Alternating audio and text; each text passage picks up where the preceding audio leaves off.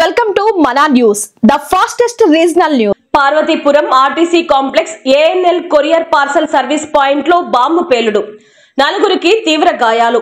క్షతగాత్రులను స్థానిక జిల్లా ఆసుపత్రికి తరలింపు. క్షతగాత్రులను పరామర్శించిన ఎమ్మెల్యే బోనెల విజయ్ చంద్ర. పార్సల్ సర్వీసులో ప్రమాదకరమైన మందు, గుండు సామాగ్రి బుక్ చేయడం సరికాదు. ఇటువంటి దుశ్చర్యకు పాల్పడిన వారిపై చర్యలు తీసుకుంటామని ఎమ్మెల్యే బోనాల విజయ్ చంద్ర అన్నారు. ఆర్టీసీ కాంప్లెక్స్ లో జరిగిన మందు, గుండు సామాగ్రి పేలుడు సంఘటన దురదృష్టకరం అన్నారు.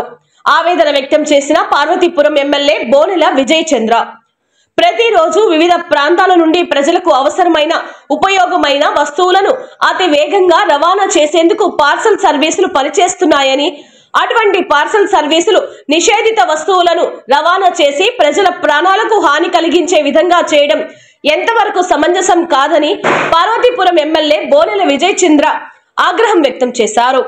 ఆదివారం స్థానిక ఆర్టీసీ కాంప్లెక్స్ ఆవరణంలో గల పార్సల్ సర్వీస్ కార్యాలయంలో హఠాత్తుగా ఓ పార్సల్ పేలడంతో అక్కడ పనిచేస్తున్న కలాసీ సిబ్బంది తీవ్ర గాయాలు పాలయ్యారు. విషయం తెలుసుకున్న ఎమ్మెల్యే హుటాహుటిన పార్వతీపురం జిల్లా ప్రాంతీయ ఆసుపత్రిలో చికిత్స పొందుతున్న క్షతగాత్రులను పరామర్శించారు. క్షతగాత్రులకు మెరుగైన వైద్య సేవలు అందించాలని వైద్యులను ఎమ్మెల్యే సూచించారు. అక్కడి నుండి ఆర్టీసీ కాంప్లెక్స్ ఆవరణంలో జరిగిన పేలుడు సంఘటన స్థలానికి చేరుకున్నారు. సంఘటన జరిగిన విషయంపై ఆయన ఆరా తీశారు. సంఘటనకు గల కారణాలను అడిగి తెలుసుకున్నారు. ప్రాణాంతకమైన పేలుడు పదార్థాలను మీరు ఎలా బుక్ చేస్తారని స్థానిక పార్సల్ సర్వీస్ సిబ్బందిని ప్రశ్నించారు. దీనికి వారు సమాధానం సక్రమంగా చెప్పకపోవడంతో వారిపై ఎమ్మెల్యే మండిపడ్డారు. తనిఖీ చేయకుండా ఏదైనా బుక్ చేసేస్తారా? ఈ రోజు పేలుడు పదార్థాలు అయ్యాయి, రేపు మృతదేహాలు కూడా మీరు పార్సల్ చేస్తారా అని సంబంధిత ఏఎన్ఎల్ కొరియర్ సిబ్బందిపై మండిపడ్డారు.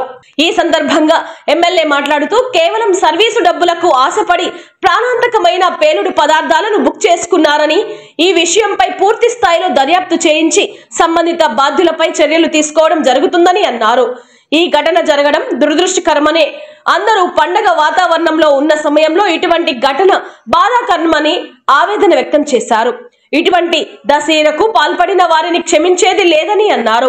ఈ దీపావళిని అందరూ సరదాగా జరుపుకోవాలని, ప్రమాదకరమైన క్రాకర్స్ కాల్చే సమయంలో జాగ్రత్తలు పాటించాలని అన్నారు. గాయపడిన వారిని అన్ని విధాలా ఆదుకోవడం జరుగుతుందని, ఇటువంటి సంఘటనలు మరలా పునరావృతం కాకుండా చర్యలు తీసుకోవడం జరుగుతుందని అన్నారు. ఈరోజు ఘటన చాలా దురదృష్టం.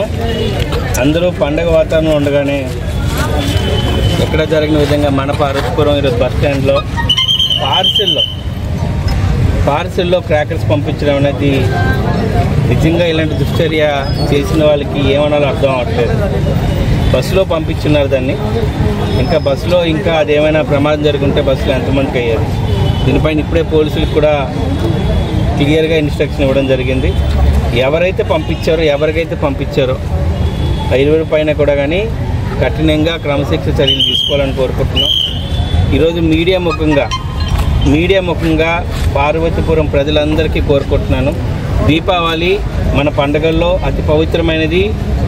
మనమే కాకుండా ఇప్పుడు ప్రపంచం మొత్తం చేసుకుంటున్నట్టు దీపావళిని మనం ప్రపంచానికే ఒక నిదర్శనంగా, మంచి పైన చెడు పైన మంచి ఒక విజయానికి ప్రతీకగా చేసుకుంటున్న దీపావళిని ప్రతి ఒక్కరు పార్వతీపురంలో ఉండే వాళ్ళందరూ కూడా ఒకటే కోరుకుంటున్నాను. మీ వాణిగా, మీ శాసనసభ్యునిగా కేర్ఫుల్గా ఉండండి. కొన్ని సేఫ్టీ మెజర్మెంట్స్ ఫాలో అవ్వండి.